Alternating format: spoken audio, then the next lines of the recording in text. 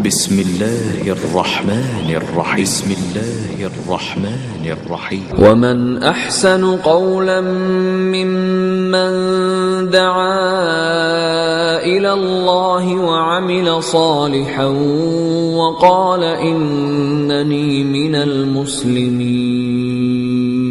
جو ہمارے جامعہ اسلامیہ مدینہ منورہ سے تشریف لائے ہیں فضیلت الشیخ دکتور الطاف الرحمن مدنی حفظہ اللہ، جو جامعہ اسلامیہ مدینہ منورہ میں استاد ہیں اور وہیں سے آپ نے پی ایچ ڈی اور اپنی ساری تعلیم مکمل کی ہے.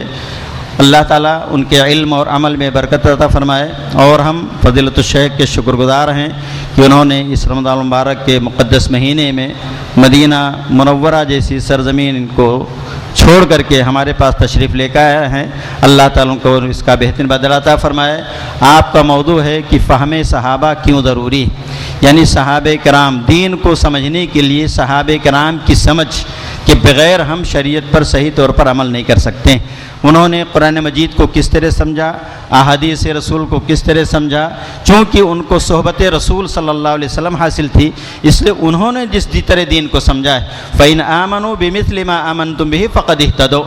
اے لوگ، اگر تم بھی اسی طرح ایمان لاؤ کہ جس طرح صحابہ ایمان لے کر آئے ہیں تو تم ہدایت یافتہ ہوگے.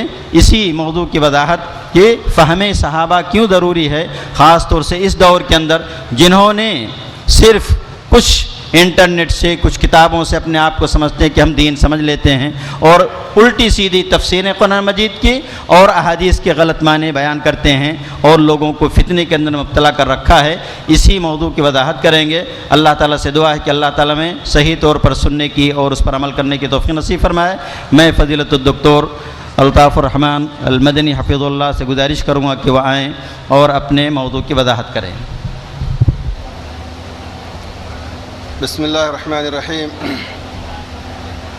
إن الحمد لله نحمده ونستعينه ونستغفره ونعوذ بالله من شرور أنفسنا ومن سيئات أعمالنا. من يهده الله فلا مضل له ومن يضلل فلا هادي له. وأشهد أن لا إله إلا الله وحده لا شريك له وأشهد أن محمدا عبده ورسوله. يا أيها الذين آمنوا اتقوا الله حق تقاته ولا تموتن إلا وأنتم مسلمون. يا أيها الناس اتقوا ربكم الذي خلقكم من نفس واحدة وخلق منها زوجها وبث منهما رجالا كثيرا ونساء واتقوا الله الذي تساءلون به والأرحام إن الله كان عليكم رقيبا. يا أيها الذين آمنوا اتقوا الله وقولوا قولا سديدا يصلح لكم أعمالكم ويغفر لكم ذنوبكم ومن يطع الله ورسوله فقد فاز فوزا عظيما.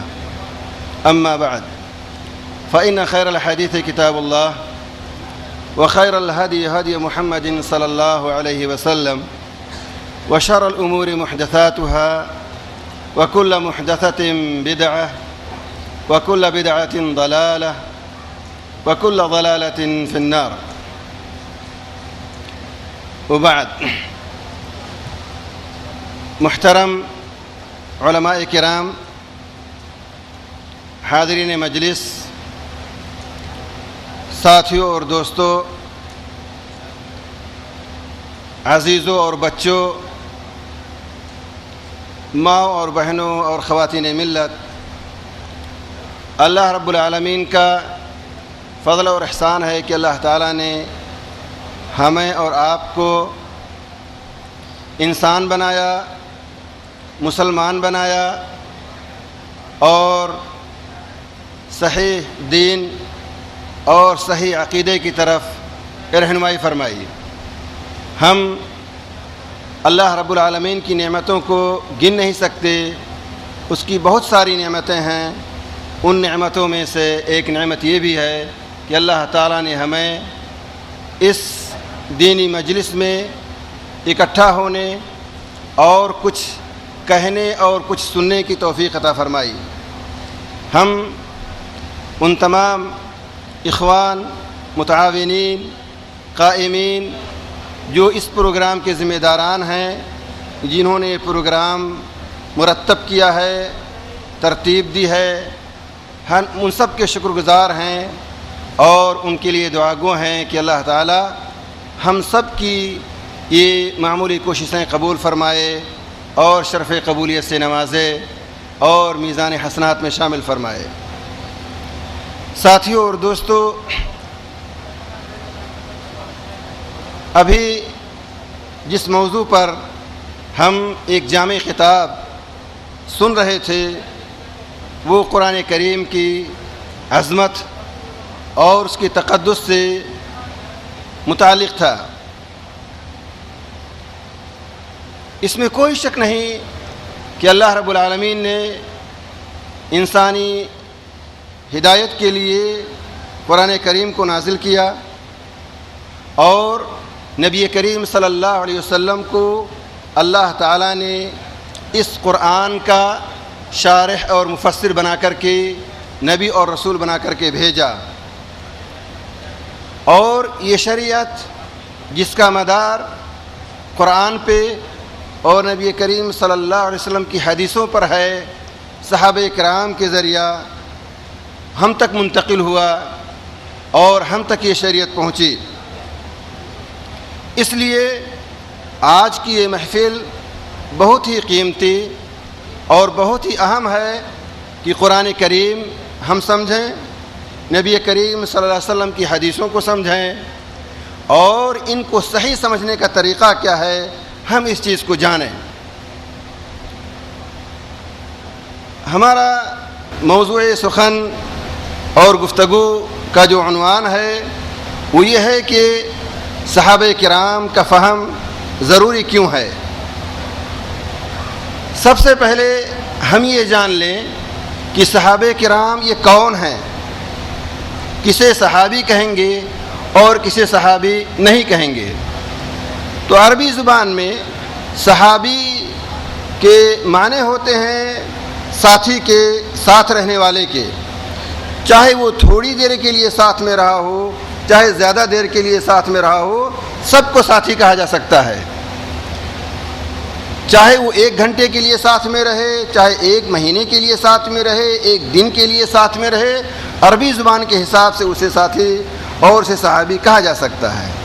لیکن ہم یہاں جس صحابی کی بات کرتے ہیں، جن صحابہ کی بات کرتے ہیں، اس کا مطلب یہ ہے کہ جنہوں نے نبی کریم صلی اللہ علیہ وسلم کو ایمان کی حالت میں دیکھا اور حالت ایمان میں جن کا انتقال ہوا ان کو صحابی کہتے ہیں۔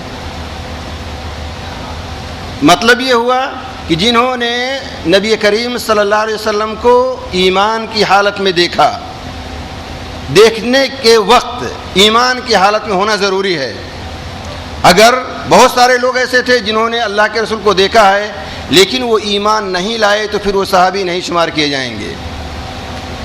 جنہوں نے نبی کریم صلی اللہ علیہ وسلم کی ایمان کی حالت میں دیکھا اور ان کا ایمان کی حالت میں انتقال ہوا، اس دنیا سے گئے، وہ لوگ صحابی ہیں، چاہے وہ اللہ کے رسول کے ساتھ جہاد کیے ہوں یا نہ کیے ہوں، اللہ کے رسول سے انہوں نے حدیثیں روایت کی ہیں یا نہیں کی ہیں، اللہ کے رسول صلی اللہ علیہ وسلم کو انہوں نے اپنی آنکھ سے دیکھا یا نہیں دیکھا، جن کی ملاقات اللہ کے رسول سے ہو گئی۔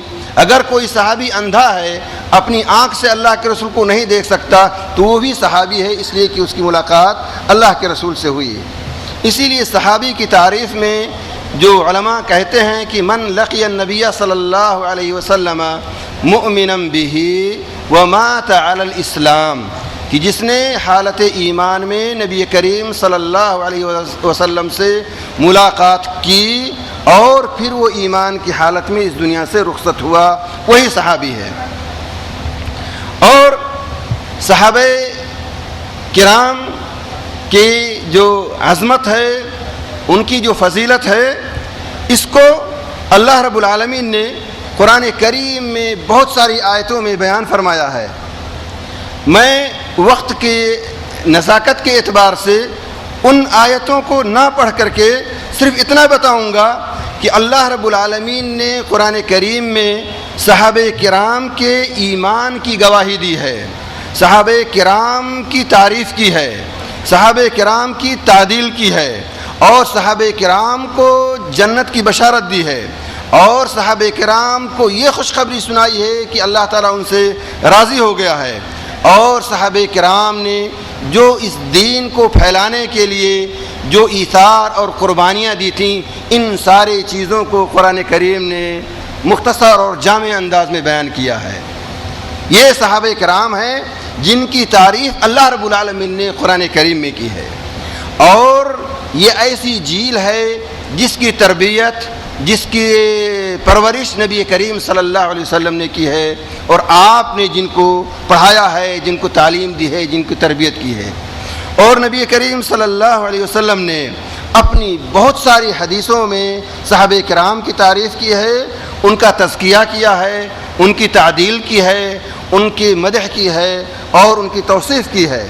اس لیے صحابہ کرام کی جو جماعت ہے وہ ایسی جماعت ہے جس کی اللہ رب العالمین نے تعریف کی ہے اور جس کی نبی کریم صلی اللہ علیہ وسلم نے تعریف کی ہے۔ اسی لیے تمام علماء اسلام کا متفقہ قول ہے کہ اگر جس کی صحبت ثابت ہو گئی، یہ پتہ چل گیا کہ وہ صحابی ہے، تو پھر ہمیں اس کے بارے میں کچھ پتہ کرنے کی ضرورت نہیں ہے کہ اس آدمی کی اپنی ذاتی زندگی کیسی تھی، یہ آدمی کیسا ہے روایت کرنے میں، بلکہ جن کی تعدیل اللہ رب العالمین نے کی ہو، جن کو ثقہ اللہ رب العالمین نے قرار دیا ہو، جن کی روایت کو اللہ رب العالمین نے قبول کیا ہو، تو پھر اللہ کی تعدیل کے بعد اور نبی کریم صلی اللہ علیہ وسلم کی تعدیل کے بعد کسی اور کی ضرورت نہیں رہ جاتی ہے۔ یہ تمام محدثین کا متفقہ قول ہے کہ صحابہ کرام سب کے سب عدول ہیں، سب کے سب ثقات ہیں، کس میں سے کوئی مجروح نہیں، کوئی متکلم فیہ نہیں، کوئی ضعیف نہیں، کوئی مردود الروایہ نہیں، سب کی جتنی حدیثیں ہیں قابل قبول ہیں۔ کیوں؟ اس لیے کہ ان کی تعریف اللہ رب العالمین نے قرآن کریم میں کی ہے اور نبی کریم صلی اللہ علیہ وسلم نے اپنی حدیثوں میں کی ہے۔ اور ان صحابہ کرام کے بارے میں احادیث آثار اتنے زیادہ ہیں کہ علماء نے اس پر مستقل کتابیں لکھی ہیں۔ آپ حدیث کی مشہور کتاب صحیح بخاری لیجئے، امام بخاری رحمۃ اللہ علیہ نے 3 کتاب فضائل صحابہ کے ساتھ خاص کیا ہے۔ امام احمد بن حنبل نے فضائل صحابہ پر ایک کتاب لکھی، 2 جلدوں میں، دکتور رسول اللہ کی تحقیق سے مطبوع ہے۔ اسی طریقے سے دکتور سعود نے 10 جلدوں میں بلکہ 12 جلدوں میں صحابہ کرام سے متعلق جو حدیثیں تھیں ان کو اکٹھا کیا ہے، ان کو شائع کیا ہے۔ تو صحابہ کرام کی فضیلت اور ان کا تقدس ایسا ہے کہ اللہ رب العالمین نے ان کی تعریف کی اور نبی کریم نے ان کی تعریف کی۔ عبداللہ ابن مسعود ایک صحابی ہیں، وہ کہتے ہیں کہ اللہ رب العالمین نے بندوں کے دلوں کو دیکھا، ان اللہ نظر فی قلوب العباد، اللہ تعالیٰ نے بندوں کے دلوں کو دیکھا، فوجد قلب محمد خیر قلوب العباد، تو اللہ تعالیٰ نے دیکھا کہ نبی کریم صلی اللہ علیہ وسلم کا دل سارے بندوں کے دلوں میں سب سے اچھا دل ہے، تو اللہ تعالیٰ نے ان کو اپنی رسالت کے لیے اور اپنی نبوت کے لیے منتخب کر لیا۔ اللہ کے رسول کا دل سارے بندوں میں دلوں میں سب سے اچھا دل اللہ کے رسول کا، تو فاصطفاہ لنفسہ فابتعثہ برسالتہ، اللہ تعالیٰ نے نبی کریم صلی اللہ علیہ وسلم کو اپنی رسالت کے لیے، اپنی شریعت کو دوسروں تک پہنچانے کے لیے منتخب کر لیا، وحی نازل کرنے کے لیے منتخب کر لیا، اس لیے کہ اللہ کے رسول کا جو دل تھا سارے بندوں کے دلوں میں سب سے اچھا دل تھا، سب سے نیک اور صالح دل تھا۔ اس کے بعد وہ کہتے ہیں کہ ثم نظر فی قلوب العباد، پھر اللہ تعالیٰ نے بندوں کے دلوں کو دیکھا، فوجد قلوب اصحاب محمد خیر قلوب العباد، تو دیکھا کہ نبی کریم کے صحابہ کا دل سارے کے سارے جتنے لوگ ہیں ان کا دل سب سے اچھا دل ہے۔ فجعلهم وزراء نبیہ، تو اللہ تعالیٰ نے ان صحابہ کرام کو اپنے نبی کا وزیر بنا دیا، اور یہ ایسے وزیر تھے جنہوں نے اللہ کے رسول صلی اللہ علیہ وسلم کے ساتھ رہ کر کے اس دین کی خدمت کی اور اللہ کے رسول کے جھنڈے کے نیچے رہ کر کے انہوں نے جہاد کیا۔ اس لیے یہ صحابہ کرام کی عظمت ہے، یہ صحابہ کرام کا تقدس ہے کہ ان کو اللہ تعالیٰ نے نبی کریم صلی اللہ علیہ وسلم کے ساتھ رہنے کے لیے منتخب کیا، اور ان کو ایسے وقت بھیجا، ایسے لوگوں کو اس وقت پیدا کیا جو نبی کریم صلی اللہ علیہ وسلم کے ساتھ رہنے کے لائق تھے۔ جو ہے یہ اختیار الہی ہے، یہ اختیار ربانی ہے، یہ کوئی ایسی چیز نہیں، یہ اللہ کا انعام اور کرم ہے کہ اللہ تعالیٰ نے ان صحابہ کرام کو اللہ کے رسول کی رفاقت کے لیے، آپ کے ساتھ رہنے کے لیے منتخب کیا اور چن لیا۔ یہ صحابہ کرام کا عظمت ہے۔ اسی لیے عبداللہ بن مسعود کہتے ہیں کہ کانوا ابر هذه الامة قلوبا، کہ اس امت میں سب سے پاکیزہ دل والے وہ صحابہ کرام تھے۔ ان کی نیتوں پر کوئی شبہ نہیں، ان کا دل بالکل پاک، ان کی نیتیں بالکل سچی، کوئی ریا نہیں، کوئی نمود نہیں، کوئی دھوکہ نہیں۔ ابر هذه الامة قلوبا، اس امت میں سب سے پاکیزہ دل صحابہ کرام کا تھا۔ وَأَعْمَقُهَا عِلْمًا، اور یہ صحابہ کرام کا جو علم تھا بہت دقیق علم تھا، بہت گہرا علم تھا۔ ان کو شریعت کا جو علم دیا اللہ رب العالمین نے نبی کریم صلی اللہ علیہ وسلم کے ساتھ رہنے کی وجہ سے، انہوں نے دیکھا کہ آیت کریمہ کہاں نازل ہوئی ہے، یہ حدیث اللہ کے رسول نے کس موقع پر بیان فرمائی ہے، ساری چیزیں ان کی آنکھوں کے سامنے ہوئیں۔ وہ عربی زبان کو اچھی طرح سمجھتے تھے، دل ان کے صاف تھے، ان کے ذہن صاف تھے، اس لیے انہوں نے مکمل طور سے پاکیزہ صاف ستھری شریعت کو اللہ کے رسول سے حاصل کیا، اس لیے ان کا علم سب سے گہرا اور سب سے دقیق ہوتا تھا۔ اعمقها علما، اس کے علاوہ وہ اقلها تکلفا، ان کے یہاں کوئی تکلف نہیں پائی جاتی تھی، بہت زیادہ ان کو محنت کرنے کی ضرورت نہیں پڑتی تھی، خود ان کو صحیح علم ہو جاتا تھا اور صحیح مسئلے تک وہ پہنچ جاتے تھے اور صحیح چیز ان کو صحیح طور سے معلوم ہو جایا کرتی تھی۔ یہ صحابہ کرام کا میزہ ہے اور یہ ان کی خصوصیت ہے کہ وہ اس امت کے دلوں میں سب سے پاکیزہ دل والے اور سب سے اچھے اور گہرے علم والے اور سب سے کم تکلف والے۔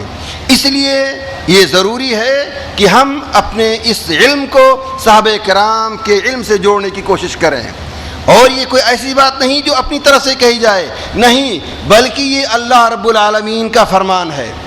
قرآن کریم میں اللہ رب العالمین نے ارشاد فرمایا والسابقون الاولون من المهاجرين والانصار والذين اتبعوهم باحسان رضي الله عنهم ورضوا عنه۔ اس آیت کریمہ میں اللہ رب العالمین نے فرمایا کہ صحابہ کرام، مہاجرین، انصار، ان سے اللہ رب العالمین راضی ہے، اور اس آیت کریمہ میں اللہ تعالیٰ نے ان کے لیے جنت کی بشارت دی ہے۔ پھر کہا کہ والذین اتبعوہم باحسان، جو ان کے پیچھے آئے، ان کے بعد آئے اور صحیح طریقے سے ان کے پیچھے چلے، ان کے لیے بھی جنت کی بشارت ہے اور اللہ کی رضا کی بشارت ہے۔ گویا کہ اس آیت کریمہ نے ہمیں یہ بتایا کہ اگر ہم صحابہ کرام کے راستے پر چلتے ہیں، ان کے علم سے ہم استفادہ کرتے ہیں، ان کے آراء اور اقوال کا اقتفا کرتے ہیں اور اس سے استنباط کرتے ہیں، تو ہم اسی راستے پر جائیں گے جس راستے پر صحابہ کرام چلے تھے، اور نتیجہ وہی ہوگا جو صحابہ کرام کا نتیجہ تھا کہ اللہ تعالیٰ خوش ہوگا اور جنت میں جگہ دے گا۔ اور یہ ایک آیت، اور قرآن کریم کی ایک دوسری آیت جس میں اللہ رب العالمین نے کہا کہ وَمَن يُشَاقِقِ الرَّسُولَ مِن بَعْدِ مَا تَبَيَّنَ لَهُ الْهُدَى وَيَتَّبِعْ غَيْرَ سَبِيلِ الْمُؤْمِنِينَ نُوَلِّهِ مَا تَوَلَّى وَنُصْلِهِ جَهَنَّمَ وَسَاءَتْ مَصِيرًا، کہ جو آدمی اللہ کے رسول اور آپ کے جو مؤمنین ہیں ان کے راستے کو چھوڑ کر کے کسی اور راستے پر چلے گا تو ہم اس کو جہنم عطا کریں گے۔ اس کا مطلب یہ ہوا کہ مؤمنین کے راستے کو چھوڑ کر کے جو دوسرا راستہ کوئی اختیار کرے گا تو اس کے لیے جہنم ہے۔ اور مؤمنین کا لفظ اگر قرآن کریم میں کہیں بھی آتا ہے، ان کے جو بھی صفات بیان کیے جاتے ہیں تو سب سے پہلے اس گروپ میں صحابہ کرام آتے ہیں، اس لیے کہ صحابہ کرام کے ایمان کی گواہی قرآن نے دی ہے، اور صحابہ کرام کے ایمان کو قرآن نے میزان، مقیاس، معیار قرار دیا ہے۔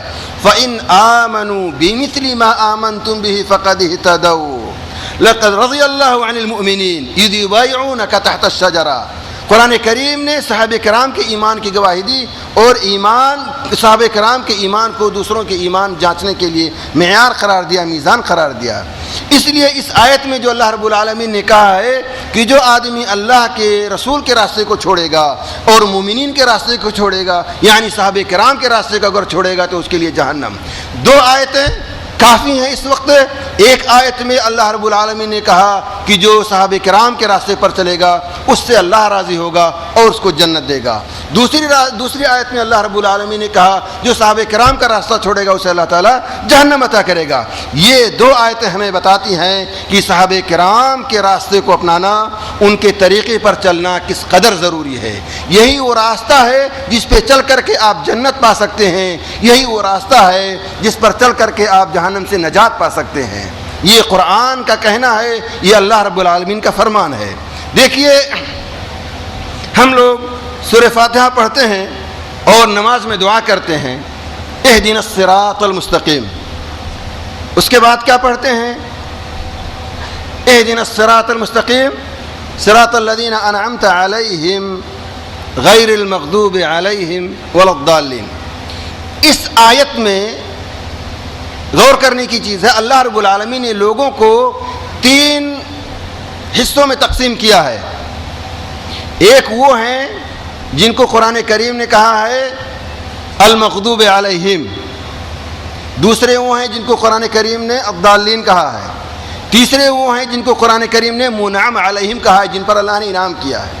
اس آیت کو جب ہم پڑھتے ہیں تو اللہ تعالیٰ سے دعا مانگتے ہیں کہ اللہ تعالیٰ ہم کو سیدھے راستے کی رہنمائی کر دے، ان کے راستے کی رہنمائی کر دے جن پر تو نے انعام کیا ہے، ان کے راستے کی رہنمائی نہ کر جن پر تیرا غضب نازل ہوا ہے، یا وہ لوگ جو بھٹک گئے ہیں۔ تو لوگ 3 قسم کے ہو گئے، ایک وہ لوگ جو بھٹک گئے، ایک وہ لوگ جن پر اللہ کا غضب نازل ہوا، ایک وہ لوگ جن پر اللہ کا انعام ہوا، ہے کہ نہیں یہ چیز؟ اب دیکھیے کہ غضب کن پر نازل ہوا؟ جن لوگوں نے علم حاصل کیا لیکن عمل نہیں کیا تو ان کے اوپر اللہ کا غضب نازل ہوا۔ بھٹک کون لوگ گئے؟ جنہوں نے علم نہیں حاصل کیا وہ بھٹک گئے۔ انعام کن پر نازل ہوا؟ جنہوں نے صحیح علم حاصل کیا اور اس پر عمل کیا ان پر اللہ کا انعام ہوا۔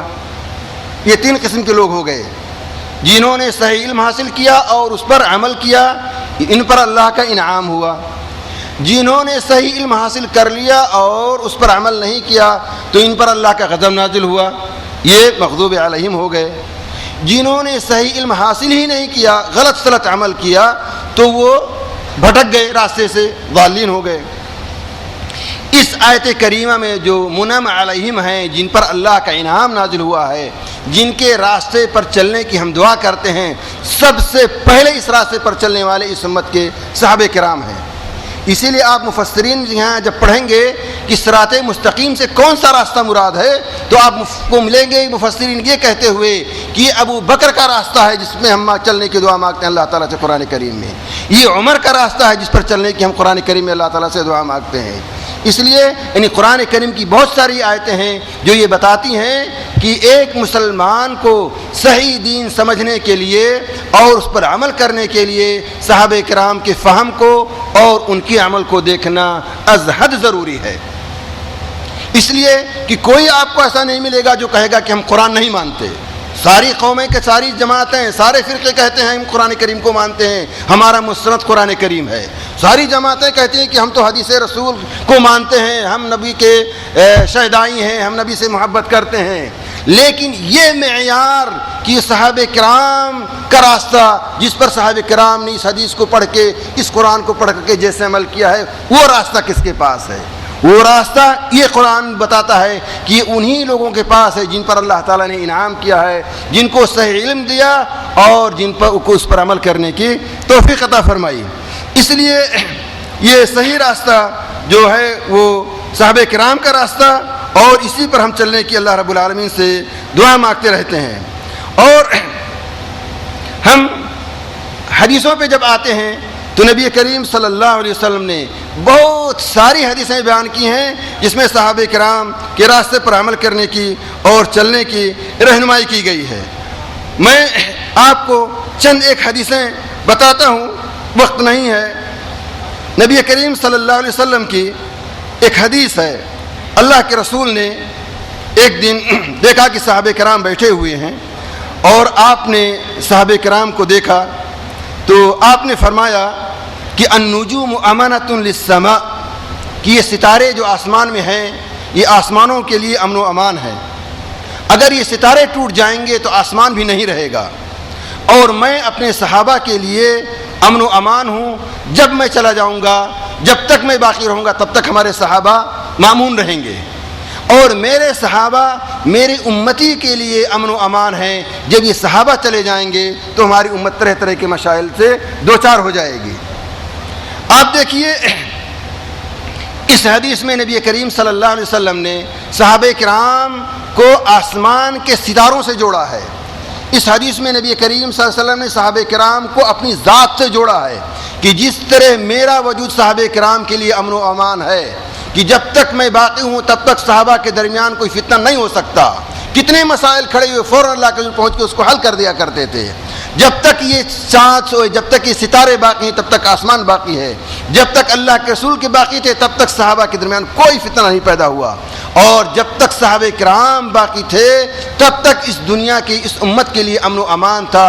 وہ چیزیں ان کے اندر نہیں آئیں جو صحابہ کرام کے جانے کے بعد اس امت میں پھیلی اور پنپی جو ہے۔ اس لیے یعنی یہ چیزیں یعنی امت کے لیے فائدے مند، یعنی امت کے لیے امن و امان اسی میں ہے کہ وہ صحابہ کرام کے طریقے کو اپنائے اور صحابہ کرام کے علم کو حاصل کرے۔ نبی کریم صلی اللہ علیہ وسلم کی سلسلے میں بہت ساری حدیثیں ہیں۔ ایک حدیث میں آپ کو پڑھ کے سناتا ہوں۔ نبی کریم صلی اللہ علیہ وسلم نے ارشاد فرمایا کہ فَإِنَّهُ مَن يَعِشْ مِنكُم بَعْدِي فَسَيَرَى اخْتِلَافًا كَثِيرًا۔ اللہ کے رسول نے صحابہ کرام کو ایک نصیحت کی۔ صحابہ نے کہا اللہ کے رسول ایسا لگتا ہے کہ جیسے بالکل آخری نصیحت ہے آپ کی، کچھ اور ہم کو بتا دیجئے۔ اللہ کے رسول نے کہا کہ مَن يَعِشْ مِنكُم بَعْدِي فَسَيَرَى اخْتِلَافًا كَثِيرًا۔ میرے بعد جو آدمی رہے گا تم میں سے، جس کو زندگی ملے گی، دیکھے گا بہت سارے اختلافات پیدا ہوں گے، بہت ساری جماعتیں ہو جائیں گی، سب اپنی اپنی طرف دعوت دیں گی۔ ایسی صورت میں ہم کیا کریں؟ اللہ کے رسول نے کہا فَعَلَيْكُمْ بِسُنَّتِي وَسُنَّتِ الْخُلَفَاءِ الرَّاشِدِينَ الْمَهْدِيِّينَ تَمَسَّكُوا بِهَا، کہ میری سنت کو دیکھو اور دیکھو کہ میرے خلفائے راشدین کی سنت کیا ہے، اس کو دیکھو اور اس پہ چمک جاؤ، اس کو پکڑ لو، یہی راہ نجات ہے۔ دیکھیں اللہ کے رسول صلی اللہ علیہ وسلم نے یہ وصیت آخری ایام میں کی ہے۔ اور دوسری بات یہ ہے کہ آپ نے کہا کہ فتنے اور مشاکل پیدا ہوں گے، یعنی آخری ایام کی وصیت، فتنے اور مشاکل کے اوقات کی یہ وصیت ہے کہ آدمی نبی کریم صلی اللہ علیہ وسلم کی سنت کو اپنائے اور صحابہ کرام کی جو سنت تھی اس کو اپنائے، اور یہ اس کے لیے راہ نجات ہے ان فتنوں کے زمانے میں، فتنوں کے دور میں، جہاں بہت ساری جماعتیں ہوں، بہت ساری پارٹیاں ہوں، بہت سارے احزاب ہوں، بہت سارے یعنی اصلاح کے دعوے دار ہوں، تو صحیح راستہ وہی ہے جو اللہ کے رسول کے سنت کے مطابق ہو اور صحابہ کرام کے خلفائے راشدین کے سنت کے مطابق ہو۔ اسی لیے نبی کریم صلی اللہ علیہ وسلم کی ایک مشہور حدیث جو حدیث و افتراق الامم کے نام سے مشہور ہے، جو ابو ہریرہ، انس بن مالک، معاویہ بن ابی سفیان، عبداللہ ابن عمرو بن العاص اور دیگر صحابہ کرام سے مروی ہے، جس میں اللہ کے رسول نے کہا کہ ہماری یہ امت 73 فرقوں میں تقسیم ہو جائے گی اور سب کے سب جہنم میں جائیں گے سوائے ایک فرقے کے۔ صحابہ کرام نے پوچھا اللہ کے رسول کون سا فرقہ ہوگا جو جہنم سے بچ جائے گا؟ تو اللہ کے رسول نے صحابہ کرام کو جواب دیا تھا من کان علی ما انا علیہ واصحابی، وہ ناجیہ فرقہ، جہنم سے نجات پانے والا فرقہ یہ وہی ہے جو اس طریقے پر رہے گا جس طریقے پر میں ہوں اور میرے صحابہ کرام ہیں۔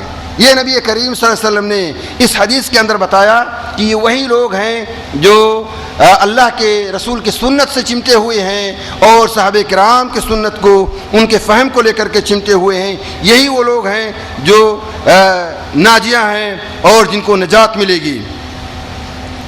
اور اسی لیے آپ دیکھیں کہ جتنے بڑے بڑے علماء ہیں سب اس بات کی تائید کرتے ہیں اور تقریر کرتے ہیں، اپنی کتابوں میں لکھتے ہیں کہ صحابہ کرام کے فہم کو اپنانا ازحد ضرور ہے نصوص کو سمجھنے کے لیے، قرآن کو سمجھنے کے لیے، حدیث کو صحیح طور سے سمجھنے کے لیے۔ امام بخاری رحمۃ اللہ علیہ کہتے ہیں کہ لقیت اکثر من 1000 رجل من اہل العلم، 1000 سے زیادہ لوگوں سے میری ملاقات ہوئی ہے، لوگ نہیں، پبلک نہیں، من اہل العلم، علماء کرام سے۔ اور کہتے ہیں کہ یہ کہاں کے تھے لوگ؟ اہل حجاز کے تھے، مکہ کے تھے، مدینہ کے تھے، کوفہ کے تھے، بصرہ کے تھے، واسط کے تھے، بغداد کے تھے، شام کے تھے، مصر کے تھے۔ 1000 سے زیادہ علماء سے ان کی ملاقات، مختلف شہروں کے۔ کہتے ہیں لقیتہم کرات، کئی بار میں ان سے ملا ہوں، قرنن بعد قرن، سالوں بعد میں ملتا رہا ہوں ان سے. ثم قرنن بعد قرن ادرکتهم وهم متوافرون منذ اکثر من 46 سنہ. کہتے ہیں کہ 46 سال سے زیادہ میں ان سارے شہروں کا چکر کاٹتا رہا ہوں. ہزاروں علماء سے میں نے ملاقات کی ان مختلف شہروں کے، سب اس بات پر متفق تھے، سب یہی کہتے تھے کہ وہ چیز جس پر اللہ کے رسول کے صحابہ کرام نہیں تھے وہ چیز بدعت ہے، اس کو چھوڑ دیا جائے. جس چیز پر صحابہ کرام ہیں وہ چیز سنت، اور جس چیز پر صحابہ کرام نہیں ہیں وہ چیز بدعت.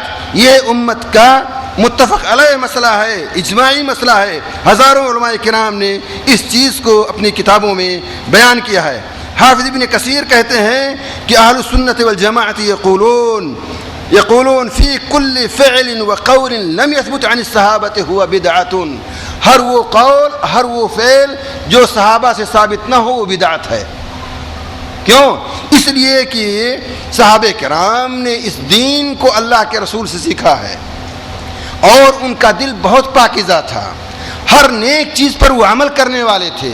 اگر یہ چیز ہوتی، ثابت ہوتی تو ضرور اس پر عمل کرتے، وہ اس کو نہیں چھوڑتے. اس لیے صحابہ کرام کے علم کو حاصل کرنا، اس چیز کو سمجھنا اور اس سے روشنی حاصل کرنا یہ ازحد ضروری ہے. یہی وہ واحد راستہ ہے جو آدمی کو صراط مستقیم کی طرف لے کے جاتا ہے اور جنت کو لے کر کے جاتا ہے. اب آپ کے ذہن میں یہ بات آ سکتی ہے کہ بھائی ٹھیک ہے، صحابہ کرام اللہ کے رسول کے صحابہ ہیں، ہزاروں کی تعداد ہے، لاکھوں کی تعداد ہے. ایسا بھی تو ہو سکتا ہے کہ صحابہ کرام کی 2 باتیں ہوں، 2 قول ہو، 3 قول ہو. ہم ایسی صورت میں کس چیز پر عمل کریں؟ کس صحابی کو اپنائیں؟ کس کی بات کو ہم سمجھیں؟ کس کو لیں؟ کس پہ عمل کریں؟ یہ بات آتی ہے یہاں پہ. یہ سوال پیدا ہوتا ہے کہ نہیں پیدا ہوتا ہے؟ یہ پیدا ہوتا ہے کہ جب صحابہ کرام کے آراء مختلف ہو جائیں تو ہم کس کو قبول کر لیں آخرکار؟ یہ بھی صحابی، یہ بھی صحابی. ایسی صورت میں مختصر وقت میں آپ کو چند چیزیں بتاتا ہوں. سب سے اساسی چیز یہ ہے قرآن کریم، اس کے بعد نبی کریم صلی اللہ علیہ وسلم کی سنت. ہم یہ دیکھیں کہ ان کے اقوال میں کس کا قول قرآن کے مطابق ہے، کس کا قول سنت کے مطابق ہے. اگر قرآن کی کوئی آیت ہمیں مل جائے کسی مسئلے میں تو پھر ہمیں کسی اور کی ضرورت نہیں رہ جاتی. نبی کریم صلی اللہ علیہ وسلم کی کوئی حدیث ہمیں کسی مسئلے میں مل جائے تو ہمیں کسی اور کی ضرورت نہیں رہ جاتی. سارے دنیا کی رائے ایک طرف، ہمارے نبی کا فرمان ایک طرف. ہم اس طرف ہوں گے جس طرف ہمارا نبی ہوگا، جس طرف ہمارے نبی کی حدیث ہوگی. اب ایسی صورت میں اگر ہم کو کوئی ایسا قول ملتا ہے جو صحابہ کے درمیان مختلف فی ہے، ہم اس قول کو اپنائیں گے جو قرآن سے اور حدیث سے قریب ہو، جس کی تائید قرآن کرتا ہو، جس کی تائید حدیث کرتی ہو. ایسی صورت میں جب ہم اس کو اپنائیں گے تو ہم صحیح راستے پر رہیں گے اور ہم پھر بھٹکیں گے نہیں. بہت ساری باتیں میں نے نوٹ کر رکھی تھیں لیکن وقت نہیں ہے کہ آپ کے سامنے پیش کروں. اس لیے اس سلسلے میں ضابطہ یہی ہے کہ جب آپ کے سامنے 2 حدیثیں آئیں اور 2 صحابہ کرام کے اقوال ایسے آئیں تو آپ یہ دیکھیں کہ صحابہ یعنی کون سی چیز قرآن کے مطابق ہے، کون سی چیز اللہ کے رسول کے حدیث کے مطابق ہے اور اس کو قبول کر لیا جائے. اگر آپ دیکھتے ہیں کہ صحابہ کرام میں بھی یہ چیز ہے مختلف فی زوردار اور قرآن سے ہمیں واضح رہنمائی نہیں ملتی ہے، حدیث سے ہم کو واضح رہنمائی نہیں ملتی ہے، تو اللہ کے رسول نے آپ کو کچھ جامع احکام دیا ہے. اللہ کے رسول نے کہ علیکم بسنتی وسنت الخلفاء الراشدین المہدین من بعدی. تم دیکھو میری سنت کو دیکھو. اگر میری سنت میں یہ چیز واضح نہیں ملتی ہے تو میں ایک سنت تم کو اور دے کے جاتا ہوں، میرے خلفاء راشدین کی سنت کے دیکھو انہوں نے کیا کیا ہے. آپ یہ دیکھو کہ اس مسئلے میں ابو بکر کہاں ہیں، آپ یہ دیکھو اس مسئلے میں عمر کہاں ہے، آپ یہ دیکھو اس مسئلے میں عثمان بن عفان کہاں ہیں، آپ دیکھیں اس مسئلے میں علی بن ابی طالب کہاں ہیں، آپ اس مسئلے میں دیکھیں کہ عشرہ مبشرین کس طرف ہے، آپ اس مسئلے میں دیکھیں کہ السابقون الاولون کہاں ہیں، آپ اس مسئلے میں دیکھیں مہاجرین کس چیز پر عمل کرتے تھے، آپ اس مسئلے میں دیکھیں کہ انصار کس چیز پر عمل کرتے تھے، یہ صحابہ کرام جمہور صحابہ کرام کس چیز پر عمل کرتے تھے. جب آپ اس نقطۂ نظر سے دیکھیں گے تو آپ کے سامنے وہ حق مسئلہ بالکل عیاں ہو کر کے بیاں ہو کر کے سامنے آ جائے گا، کھل کر کے سامنے آ جائے گا. میں آپ کو یہ باتیں چند مثالیں دے کر کے سمجھاتا ہوں دیکھیے نبی کریم صلی اللہ علیہ وسلم کا انتقال ہوا. ایک صحابی، بڑے جانباز صحابی، انہوں نے کہا کہ نہیں، اللہ کے رسول کا انتقال نہیں ہوا. ہو گیا. صحابہ کرام میں دو رائے. ایک کچھ کہتے ہیں نہیں انتقال ہو گیا، کچھ کہتے ہیں انتقال نہیں ہوا، بے ہوشی طاری ہو گئی ہے، نہیں مرے، آپ نہیں مر سکتے، ابھی تو دین کا کام مکمل نہیں ہوا، انتقال کیسے ہو سکتا ہے؟ نہیں مرے، آپ کے اوپر بے ہوشی طاری ہوئی، آپ کا انتقال نہیں ہوا. یہ صحابہ کرام میں اختلاف ہو گیا. ایسے موقع پر آپ دیکھیے کہ جب یہ مسئلہ پیدا ہوا تو صحیح بخاری کی روایت ہے، ابن عباس کہتے ہیں کہ ابو بکر آئے اور حضرت عمر لوگوں سے گفتگو کر رہے تھے، کہہ رہے تھے کہ جو کہے گا اللہ کے رسول کا انتقال ہو گیا ہم اس کی گردن مار دیں گے. اور حضرت ابو بکر آئے، حضرت عائشہ کے کمرے میں گئے جہاں آپ کی لاش مبارک رکھی ہوئی تھی، چہرہ کھولا، بوسہ دیا، تاکد کر لیا کہ ہاں آپ کا انتقال ہو گیا. اس کے بعد مجمع میں آئے، لوگ بھیڑ لگی ہوئی تھی، لوگ پریشان تھے. ابو بکر نے خطبہ دیا اور کہا کہ دیکھو، من کان منکم یعبد محمدا فإن محمدا قد مات ومن کان یعبد اللہ فإن اللہ حی لا يموت. جو محمد کی عبادت کرتا رہا ہو تو یہ سن لے کہ ان کا انتقال ہو گیا، وہ مر گئے، ان پہ موت طاری ہو گئی، گئے اس دنیا سے، وہ ختم ہو گئے. لیکن جو اللہ کی عبادت کرتا رہا ہو تو اس کو گھبرانے کی ضرورت نہیں، اس کا رب زندہ ہے، کبھی وہ مرے گا نہیں. اس کے بعد قرآن کریم کی انہوں نے یہ آیت پڑھی، قرآن سے استدلال کیا، کہا کہ اللہ رب العالمین نے قرآن کریم میں کہا ہے وما محمد الا رسول قد خلت من قبله الرسل افإن مات او قتل انقلبتم على اعقابكم. کہ دیکھو محمد تو صرف اللہ کے رسولوں میں سے ایک رسول ہیں، اس سے پہلے بہت سارے رسول آئے اور مر گئے، تو مرنے پہ کیا تعجب ہے تم کو؟ حضرت عمر کہتے ہیں کہ جب انہوں نے یہ آیت پڑھی قرآن کریم کی ابو بکر نے، تو کہتے ہیں کہ فَتَلَقَّاهَا النَّاسُ مِنْهُ كُلُّهُمْ، سارے لوگوں کی زبان پر یہ آیت آ گئی. فرط غم سے وہ بھول گئے تھے قرآن کریم کی اس آیت کو. جب ابو بکر نے یہ آیت پڑھی اور اس سے استدلال کیا تو کہتے ہیں کہ سارے کے سارے لوگ اسی آیت کو پڑھنا شروع کر دیے اور ان کے ساتھ یہ کہنے لگے. حضرت عمر کہتے ہیں کہ جب ابو بکر نے یہ آیت پڑھی تو میرے پاؤں میں، میرے گھٹنوں نے کام کرنا چھوڑ دیا، میں زمین پہ بیٹھ گیا، میرے اندر کھڑے ہونے کی سکت نہیں رہ گئی. لیکن جب انہوں نے قرآن کی آیت پڑھ دی تو میں نے ایمان لے لیا اور تسلیم کر لیا کہ ہاں اللہ کے رسول کا انتقال ہو گیا ہے. آپ دیکھیں اس طرح سے مسائل حل ہوتے ہیں کہ آپ دیکھیں اگر صحابہ کرام سے دو رائے ہے، آپ دیکھیں کون سی رائے قرآن کریم کے مطابق ہے اور کون سی رائے مطابق نہیں ہے. جو رائے قرآن کے مطابق اس کو لے لیا جائے. میں آپ کو ایک دوسری مثال دیتا ہوں کہ اللہ کے رسول کے انتقال کے بعد صحابہ کرام میں یہ اختلاف ہوا کہ اللہ کے رسول کی قبر شریف کہاں بنائی جائے.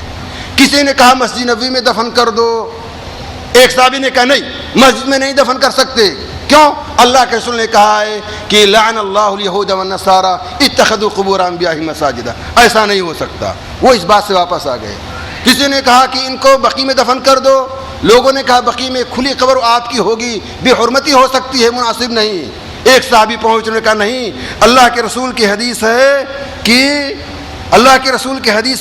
کہ انبیاء کی خصوصیت ہوتی ہے کہ جہاں ان کا انتقال ہوتا ہے وہیں ان کو دفن کیا جاتا ہے، اس لیے آپ کا جہاں انتقال وہیں دفن کیا جائے. فوراً یہ حدیث آئی اور صحابہ کرام کی رائے الگ پڑی رہ گئی. اس حدیث پر سارے صحابہ کرام نے عمل کیا اور آپ کو وہاں دفن کیا گیا.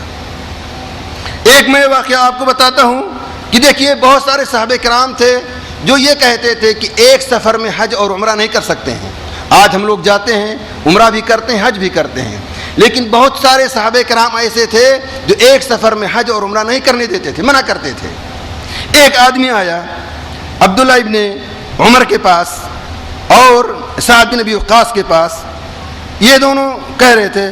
تو ایک حدیث میں صرف بیان کرتا ہوں. سالم ابن عبداللہ کہتے ہیں کہ ایک آدمی عبداللہ ابن عمر کے پاس آیا تو کہا کیا ہم ایک سفر میں حج اور عمرہ دونوں کر سکتے ہیں؟ کیا یہ درست ہے؟ تو عبداللہ ابن عمر نے کہا ٹھیک ہے، حلال ہے، کرو. تو اس آدمی نے کہا کہ تمہارے والد نے تو اس سے روکا ہے. یعنی حضرت عمر رضی اللہ عنہ دیکھیے خلیفہ راشد ہیں، دوسرے خلیفہ ہیں. حضرت عمر کی رائے یہ تھی کہ لوگ ایک سفر میں عمرہ کریں، پھر دوبارہ چلے جائیں، پھر حج کرنے کے لیے پھر سے آئیں، تاکہ اس خانہ کعبہ کا طواف زیادہ ہو، اس کی تعظیم زیادہ ہو. یہ حضرت عمر رضی اللہ عنہ کی رائے تھی. اسی لیے وہ منع کرتے تھے کہ ایک سفر میں عمرہ اور حج دونوں نہ کیا جائے. عمرہ کے لیے الگ سے آؤ، حج کے لیے الگ سے آؤ. تو یہ آدمی آیا حضرت عبداللہ ابن عمر کے پاس، کہا کہ ہم ایک سفر میں حج اور عمرہ کر سکتے ہیں، کہاں کر سکتے ہو؟ تو اس آدمی نے کہا کہ آپ کے والد نے، حضرت عمر نے تو منع کیا اس سے. تو عبداللہ ابن عمر نے کہا ارأیت ان کان ابی نہا عنہا وصنعها رسول اللہ اامر ابی نتبع امر رسول اللہ، کہ بتاؤ اگر اللہ کے رسول نے کیا ہے اور میرے باپ نے منع کیا ہے تو میرے باپ کی بات مانی جائے گی یا نبی کریم کی بات مانی جائے گی؟ تو اس آدمی نے کہا تو نبی کریم کی بات مانی جائے گی. تو کہا تو ٹھیک ہے، میں بتاتا ہوں، ہم نے اللہ کے رسول کے ساتھ ایک ہی سفر میں حج بھی کیا تھا، عمرہ بھی کیا تھا. اللہ کے رسول نے خود اس سفر میں حج بھی کیا تھا، عمرہ بھی کیا تھا، اس لیے کرو، میرے باپ کی بات چھوڑو. اس لیے اب دیکھیے آپ کے سامنے دو رائے آئی. کچھ صحابہ کرام نے کہا کہ ایک سفر میں حج اور عمرہ کر سکتے ہیں، کچھ صحابہ کرام نے کہا کہ نہیں کرنا چاہیے، مناسب نہیں. لیکن دیکھیے حضرت عبداللہ ابن عمر نے کہا کہ نہیں، میرے باپ کی بات چھوڑو اور تم اللہ کے رسول کی حدیث کو اپناؤ. یہ ہے طریقہ یعنی سننے کا اور دیکھنے کا. میں آپ کے سامنے ایک مثال اور دیتا ہوں. ایک صحابی ہیں، مشہور صحابی عبداللہ ابن عمر، جن کا بھی تذکرہ ہوا. یہ بہت ہی متبع سنت صحابی تھے، ہر چھوٹی بڑی ساری چیزوں پر مکمل طور سے عمل کرنے کی کوشش کرتے تھے. ان کوششوں میں سے ان کی ایک کوشش یہ تھی کہ جب یہ حج کے لیے جاتے تھے مدینہ سے تو بالکل اسی وقت نکلتے تھے مدینہ سے جس وقت اللہ کے رسول مدینہ سے نکلے تھے، اور شام تک وہیں جاتے تھے جہاں تک اللہ کے رسول شام تک گئے تھے. اس سے آگے نہیں بڑھتے تھے وہ. اگر ان کی سواری تیز بھی چلی جائے تو وہیں جا کر کے وہ رک جاتے تھے، کہتے تھے اللہ کے رسول نے یہاں رات گزاری تو ہم یہیں رات گزاریں گے. ان کا معاملہ یہ تھا کہ اللہ کے رسول نے حج کے سفر میں جہاں قضائے حاجت کی تھی وہیں جا کر کے قضائے حاجت کرتے تھے، جہاں آپ نے وضو کیا تھا وہیں جا کر کے وضو کرتے تھے، جہاں جا کر کے آپ نے غسل کیا تھا وہیں جا کر کے غسل کہتے تھے، جہاں جا کر کے آپ نے جس پیڑ میں وضو کرنے کے بعد پانی بڑھ گیا تھا اس پیڑ میں ڈالا تھا تو اس کو اسی پیڑ پہ جا کر کے وہ پانی ڈالتے تھے. سمجھ رہے ہیں اس چیز کو؟ جہاں اللہ کے رسول نے نماز پڑھی تھی، ظہر کا وقت ہو گیا تو وہیں وہ ظہر کا وقت کرتے اور وہیں نماز پڑھتے پھر آگے جاتے. اور اس کو یہ اتنی پابندی سے کرتے تھے کہ بالکل نہیں چھوڑتے تھے. یہ ایک صحابی ہیں جنہوں نے یہ عمل کیا. اب ہم یہ دیکھتے ہیں کہ اور دیگر صحابہ کرام ہیں جنہوں نے یہ عمل نہیں کیا. انہوں نے یہ کہا کہ آپ حج کے لیے جائیے، جس جگہ اللہ کے رسول نے نماز پڑھی ہے اگر نماز کا وقت ہو جائے تو پڑھ لیجئے، اگر نماز کا وقت نہیں ہے تو آپ کو وہاں نماز پڑھنے کے لیے رکنا ضروری نہیں ہے. سمجھ رہے ہیں ہماری بات؟ ساتھ میں رہیے گا تبھی مسئلہ سمجھیں گے ورنہ گڑبڑ ہو جائے گا. میں یہ کہہ رہا ہوں کہ دیکھیے حضرت عبداللہ ابن عمر ہر اس جگہ پر نماز پڑھتے تھے جس جگہ اللہ کے رسول نے نماز پڑھی تھی. آپ نے اس جگہ کا قصد نہیں کیا تھا، آپ گئے، ظہر کا وقت ہو گیا تو نماز پڑھ لی، آگے بڑھے عصر کا وقت ہو گیا تو نماز پڑھ لی. تو آپ نے اس جگہ تو نماز تو پڑھی ہے آپ نے، لیکن آپ نے اس جگہ کا قصد نہیں کیا ہے، ارادہ نہیں کیا ہے. اس لیے اگر ہم اس جگہ کا قصد کر کے جاتے ہیں تو گویا کہ اللہ کے رسول کی سنت کے مخالفت ہو جائے گی. یعنی صورتاً مطابقت ہے، قصداً مخالفت ہے. سمجھ رہے ہیں اس چیز کو؟ یعنی اگر جیسے آپ مدینہ میں جاتے ہیں، مسجد قباء میں اللہ کے رسول جان بوجھ کر کے ارادے کے ساتھ جاتے تھے اور نماز پڑھتے تھے، تو ہم یہاں نیت میں بھی اللہ کے رسول کی پیروی کرتے ہیں کہ آپ نیت کر کے اس مسجد میں جاتے تھے تو اپنے گھر سے وضو بنا کر کے اس مسجد میں نیت کر کے جاتے ہیں کہ جا کے نماز پڑھیں گے. یہ اللہ کے رسول کی سنت ہے. مدینہ میں اور بھی مسجدیں ہیں جہاں اللہ کے رسول نے نماز پڑھی ہے، ہم اس مسجدوں میں نہیں جاتے ہیں نیت کر کے اپنے گھر سے، لیکن اگر ہم اس محلے میں گئے کسی کام سے اور نماز کا وقت ہو گیا تو ہم وہاں نماز پڑھ لیے. تو اللہ کے رسول نے اس مسجد میں اتفاقاً نماز پڑھی ہے تو ہم اتفاقاً اس راستے سے گزرے تو نماز پڑھ لیے، تو یہ اللہ کے رسول کی سنت کے مطابق ہو گیا.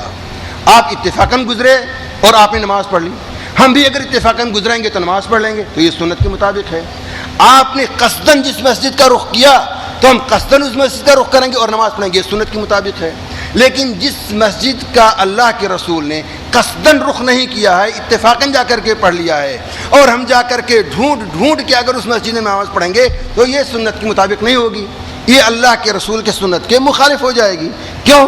اس لیے کہ اللہ کے رسول نے اس مسجد کا قصد نہیں کیا تھا، اور آپ اپنے گھر سے وضو بنا کر کے گاڑی کرائے پہ کر کے آتے ہیں، تو یہ سنت کی مخالفت ہو گئی۔ اب دیکھیں ہمارے سامنے صحابہ کرام کے دو بیچ موجود ہیں، ایک وہ جس میں عبداللہ ابن عمر شامل ہیں کہ ہر اس جگہ جا کر کے نماز پڑھتے تھے جہاں اللہ کے رسول نے نماز پڑھی ہے، اور اس کے بعد اس چیز کو ان کے والد منع کرتے تھے، کہتے تھے کہ گزشتہ قومیں اسی وجہ سے ہلاک ہو گئی ہیں، اس لیے تم اس راستے سے اگر گزرو، نماز کا وقت ہو گیا ہے تو پڑھ لو، یہ سنت کے مطابق ہے، نماز کا وقت نہیں ہوا ہے تو مت پڑھو، یہ سنت کے مطابق نہیں ہے۔ نماز کا وقت نہیں ہوا ہے، ابھی 8 بج رہے ہیں، آپ سوچ رہے ہیں کہ اللہ کے رسول نے یہاں ظہر کی نماز پڑھی تھی، آپ 5 گھنٹہ ویٹ کریں گے کہ ہم یہاں نماز پڑھ کے تب یہاں سے گزریں، یہ اللہ کے رسول کی سنت کی مخالفت ہوگی۔ اور اسی چیز کو عبداللہ ابن عمر کے والد حضرت عمر، ابو بکر، عثمان، علی، 10 مبشرہ، مہاجرون اول، سارے صحابہ کرام اسی پر عمل کرتے تھے۔ اس لیے ہم کہیں کس کی سنت کو اپنائیں گے؟ جس پر صحابہ کرام کی بڑی جماعت ہے، جس پر 10 مبشرین ہیں، جس پر سابقون اولین ہیں، ہمیں اس سنت کو اپنانے کی ضرورت نہیں ہوگی، کیونکہ حق انہی صحابہ کرام کے ساتھ ہے جو سابقین اولین ہیں، اور جو یعنی بڑے صحابہ کرام ہیں، ان کو ہمیں دیکھنا چاہیے کہ انہوں نے کیسے اس کو سمجھا ہے۔ اگر آپ دیکھیں کہ خلفائے راشدین میں بھی کئی اقوال آ جاتے ہیں، حالانکہ آتے نہیں ہیں، لیکن اگر دیکھیں تو آپ دیکھیں کہ ابو بکر نے کس چیز پر عمل کیا ہے اور عمر نے کس چیز پر عمل کیا ہے۔ اللہ کے رسول نے کہا ہے اقتدوا بالذین من بعد ابی بکر و عمر، میرے بعد جو ہیں ابو بکر و عمر، ان کو دیکھو انہوں نے کس چیز پر عمل کیا ہے۔ اس لیے جب اس نائیے سے ہم دیکھیں گے کہ قرآن کریم میں رب کا فرمان کیا ہے، نبی کریم صلی اللہ علیہ وسلم کی حدیث کیا ہے، اور صحابہ کرام نے اس پر کیسے عمل کیا ہے، تو مسئلہ ہمارے سامنے بالکل واضح ہو کر کے آ جائے گا۔ اور اگر اس نقطے کو ہم چھوڑتے ہیں، یعنی اگر ہم قرآن کریم کو اپنانے کا دعویٰ کریں، حدیث کو چھوڑ دیں تو بھٹک گئے، اگر ہم حدیث کو اپنا لیں، قرآن کو چھوڑ دیں تو بھٹک گئے، اگر حدیث قرآن دونوں کو اپنا لیں لیکن صحابہ کرام کی سمجھ کو نہ اپنائیں تو بھی ہم بھٹک جائیں گے، صحیح راستے پر نہیں رہ سکتے۔ میں آپ کو ایک مثال دے کے یہ بات سمجھاتا ہوں۔ حضرت علی رضی اللہ عنہ اور حضرت معاویہ رضی اللہ عنہ کے درمیان کچھ جنگیں ہوئیں، اور اس میں ایک موقع پر حضرت علی کی فوج میں جو لوگ شامل تھے انہوں نے حضرت علی سے بغاوت کیا، جن کو آج ہم خوارج کے نام سے کہتے ہیں، انہوں نے بغاوت کیا۔ وہ حضرت علی سے ناراض ہوئے اور انہوں نے ایک جگہ جا کر کے 6000 لوگ ایک جگہ جا کر کے اکٹھا ہو گئے۔ حضرت عبداللہ ابن عباس ان سے گفتگو کرنے کے لیے گئے کہ بھائی کیوں آپ حضرت علی کا ساتھ چھوڑ کے چلے آئے، امیر المومنین ہیں، کیوں آپ نے ان کا ساتھ چھوڑا، کیا وجہ ہے؟ مختصراً یہ ہے، تو انہوں نے کہا کہ ہمیں حضرت علی پر 3 اعتراض ہیں ہمارے۔ دیکھیے وہ لوگ عربی تھے، عربی سمجھتے تھے، قرآن کو خود سمجھنے کی کوشش کی انہوں نے کہا کہ حضرت علی پر ہمارے 3 اعتراضات ہیں۔ کہا کیا اعتراضات ہیں؟ کہا ایک اعتراض یہ ہے کہ اس جنگ کے دوران انہوں نے یہ فیصلہ کیا تھا کہ فلاں اور فلاں جو بات کہہ دیں ہم مان لیں گے۔ ایک آدمی حضرت معاویہ کی طرف سے تھے اور ایک آدمی حضرت علی کی طرف سے تھے، 2 آدمی متعین کیے گئے اور کہا کہ ان دونوں کو ہم مفوض کر دیتے ہیں اور یہ اختیار دے دیتے ہیں کہ یہ دونوں آپس میں مشورہ کر لیں، اور اس کے بعد جس کی تائید کر دیں اس کے ساتھ سب لوگ ہو جائیں اور دوسرا آدمی تنازل کر لے اپنی رائے سے۔ تو کہا کہ ان دونوں کو حکم مان لیتے ہیں، فیصل مان لیتے ہیں، جج مان لیتے ہیں، جو فیصلہ کریں ہم مان لیتے ہیں۔ ان لوگوں نے اعتراض کیا، کہا کہ نہیں، کسی آدمی کو حکم نہیں بنایا جا سکتا۔ کیوں نہیں حکم بنایا جا سکتا؟ وہ کہتے ہیں کہ قرآن کریم میں ایک آیت ہے، ان الحکم الا للہ، حکم اللہ کا رہے گا، حکم اللہ کا چلے گا۔ جب حکم اللہ چلے گا تو ان کی بات کی کیا ویلو، اس لیے ہم ان کو نہیں مانیں گے۔ یہ ان کا اعتراض رہا، یہ قرآن سے ان کی فہم رہی۔ پہلا اعتراض کا ایک اعتراض کہاں کا، دوسرا اعتراض یہ ہے کہ انہوں نے اس سے پہلے جنگ کیا ہے، جنگ جمل میں۔ جنگ جمل میں انہوں نے کوئی مال غنیمت نہیں حاصل کیا، کسی کو قیدی نہیں بنایا، تو یا تو انہوں نے جنگ غلط کیا وہ مسلمان تھے، ان سے لڑنا نہیں چاہیے، تو یہ غلط کیا. اور اگر مسلمان نہیں تھے تو پھر ان کو قید کرنا چاہیے. سمجھ رہے ہیں؟ کہا یا تو انہوں نے غلطی اس میں معنی میں کی کہ ان سے لڑنا نہیں چاہیے تھا، لڑائی ان سے غلطی کی، لڑ کر کے غلط کیا. اور یا تو انہوں نے ان کو لڑ کر کے اچھا کیا لیکن غنیمت نہ لے کر کے، قید نہ کر کے یہ غلط کیا. تو یہ ہمارا اعتراض ہے. تیسرا اعتراض یہ ہے کہ جب آپس کی بات چیت ہو رہی تھی تو علی نے کیوں کہا کہ امیر المومنین میرے نام سے ہٹا دو؟ اس لیے کہ حضرت معاویہ کی طرف سے جو لوگ تھے انہوں نے کہا کہ اگر ان کو ہم امیر المومنین مانتے تو ہم لڑائی نہیں کرتے، اس لیے امیر المومنین کاغذ پہ نہیں لکھا جائے گا. یہ 3 اعتراض تھے. اس کے بعد حضرت ابن عباس نے پوچھا کہ اور کوئی اعتراض؟ کا نہیں، 3 اعتراض. تو انہوں نے کہا کہ دیکھو قرآن کی وہ آیت جس سے تم یہ استدلال کرتے ہو کہ حکم صرف اللہ کا رہے گا، اس کا مطلب یہ ہے کہ جس کو حاکم بنایا جائے وہ اللہ کی کتاب کے مطابق فیصلہ کرے. یہ مطلب نہیں ہے کہ کسی آدمی کی بات نہیں مانی جائے گی.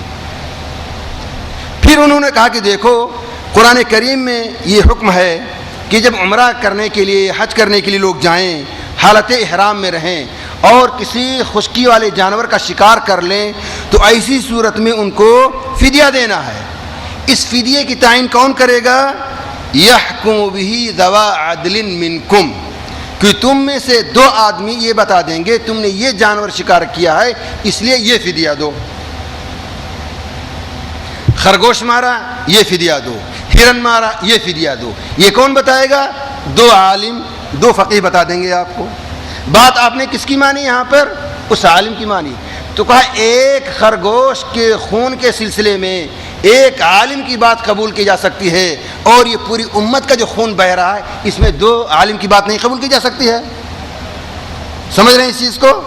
کہا انہوں نے حضرت عبداللہ ابن عباس نے کہا احکم الرجال فی ارنب افضل ام حکمہم فی مال دمائہم و صلاح ذات بینہم.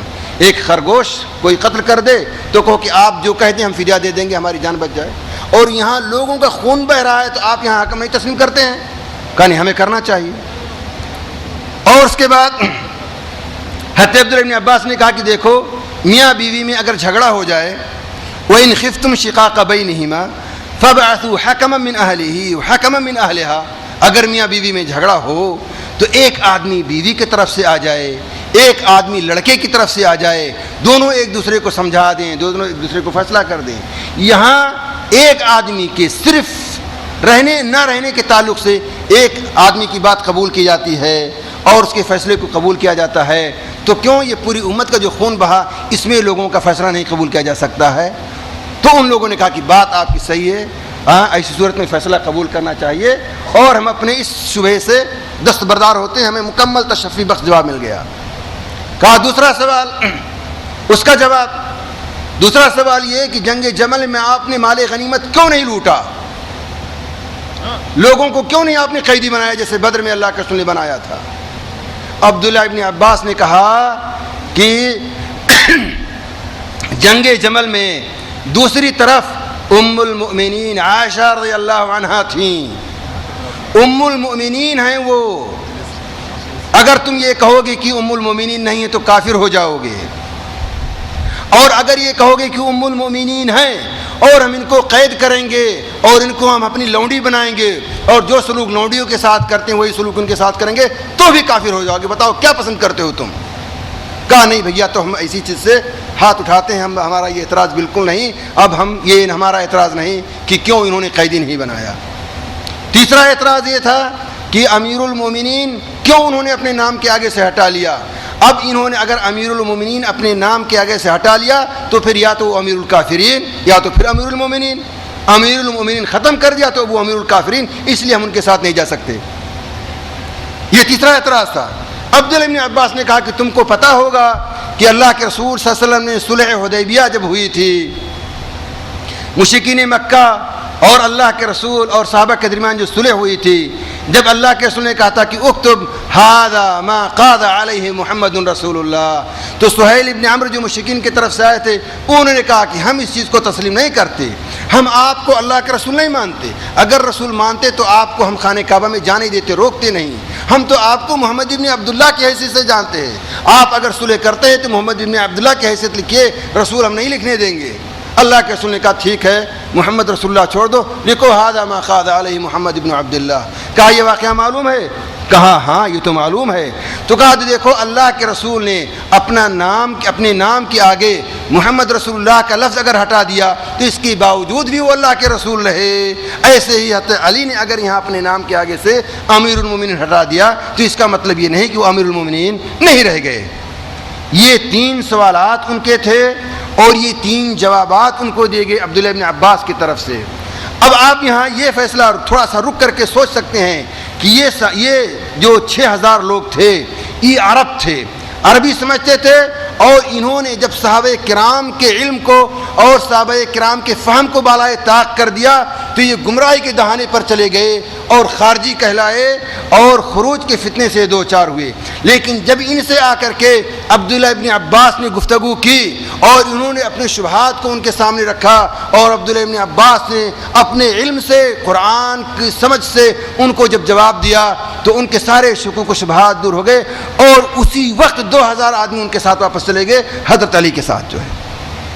اس لیے یعنی قرآن کریم کو صحیح طور سے سمجھنے کے لیے اور نبی کریم صلی اللہ علیہ وسلم کی سنت کو صحیح طور سے سمجھنے کے لیے یہ بہت ضروری ہے کہ دیکھا جائے صحابہ کرام نے کیا سمجھا ہے، کیا عمل کیا ہے۔ میں آپ کو ایک مختصر سا واقعہ بتاتا ہوں، سنن دارمی میں ہے، عبداللہ بن مسعود کی مشہور روایت ہے۔ ایک صحابی تھے ابو موسیٰ اشعری، وہ مسجد میں گئے لوگوں کو کچھ حلقے بناتے ہوئے تو دیکھا، اور انہوں نے آ کر کے ان سے یہ کہا کہ دیکھو یہ عبداللہ بن مسعود وہاں کے گورنر تھے، ان کے پاس گئے، کہا کہ یہ لوگ مسجد میں بیٹھے ہیں اور کچھ اس طرح کر رہے ہیں، آپ دیکھ لیجئے۔ گئے تو دیکھا لوگ حلقہ بنا کے بیٹھے ہوئے ہیں، اور کوئی کہتا ہے 100 بار کہو اللہ اکبر، اور کنکری رکھے ہوئے ہیں اور گن رہے ہیں۔ کوئی کہتا ہے ایک حلقے میں اللہ کہو 100 بار سبحان اللہ، کنکری رکھے ہیں اور گن رہے ہیں۔ عبداللہ بن مسعود نے ان کو کہا کہ ویحکم یا امت محمد ما اسرع ہلاکتکم، اے امت محمد کتنی جلدی تم ہلاکت کے دہانے پر پہنچ گئے۔ ہؤلاء صحابۃ نبیکم متوافرون، صحابہ کرام موجود ہیں اور اللہ کے رسول کے کپڑے بھی موجود ہیں، اور تم یہاں آ کر کے جو گمراہی کا دروازہ کھول رہے ہو، اور کہا کہ دیکھو تمہارے اندر کوئی صحابی نہیں موجود ہے۔ اس لیے یعنی آپ دیکھیں اللہ تعالیٰ نے جس طرح صحابہ کرام کو اختیار کیا نبی کی صحبت کے لیے، ایسے ہی اللہ تعالیٰ نے صحابہ کرام کی بعد میں بھی حفاظت کی۔ اس لیے اتنے فرقے پائے گئے، ان فرقوں میں کوئی صحابی نہیں گھسا۔ قدریہ کا فرقہ، مرجیہ کا فرقہ، خوارج کا فرقہ، شیعت کے فرقے، بہت سارے فرقے آئے، بہت سارے غلط افکار آئے، لیکن کوئی صحابی ایسا نہیں ہے جس نے ان فرقوں میں سے کسی فرقے کی رائے کو قبول کیا ہو، بلکہ انہوں نے برملا اعلان کیا اور اس پر نکیر کی اور ان کو سمجھایا۔ اس لیے ساتھیوں اور دوستو، یعنی آپ ایک مشہور مسئلہ جانتے ہیں خلق قرآن کا، جب مسئلہ پیدا ہوا تو وہاں یہ مسئلہ جب پیدا ہوا تو ایک عالم نے کہا کہ دیکھو یہ صحابہ کرام نے کیا ہے کہ نہیں کیا؟ کہا نہیں کیا، تو پھر تم کیوں کرتے ہو؟ اسی پر ان کا دماغ کھل گیا اور انہوں نے اپنے اس مسئلے سے توبہ کر لی۔ اس لیے ساتھیوں اور دوستو، آج امت میں بہت سارے لوگ ہیں جو حق ہونے کا دعویٰ کرتے ہیں، اور اس دعوے کو پہچاننے کے لیے سب سے اساسی چیز یہ ہے ہم یہ دیکھیں کہ صحابہ کرام کا عمل کیا ہے، اسی سے ہمیں یہ حق ملے گا، اسی سے ہم حق کو پہچان سکیں گے۔ ہم اللہ تعالیٰ سے دعا کرتے ہیں کہ اللہ تعالیٰ ہمیں صحیح بات کہنے کی، سننے کی اور سمجھنے کی توفیق عطا فرمائے، اور اللہ تعالیٰ ہمیں صحیح بات پر عمل کرنے کی توفیق عطا فرمائے، اور جب تک اس دنیا میں باقی رکھے دین و ایمان کے ساتھ باقی رکھے، اور اس دنیا سے جب خاتمہ ہو تو ایمان کے ساتھ خاتمہ ہو۔ اور انہی باتوں پر میں اپنے کلام کو ختم کرتا ہوں۔ ھذا وآخر دعوانا ان الحمد للہ رب العالمین۔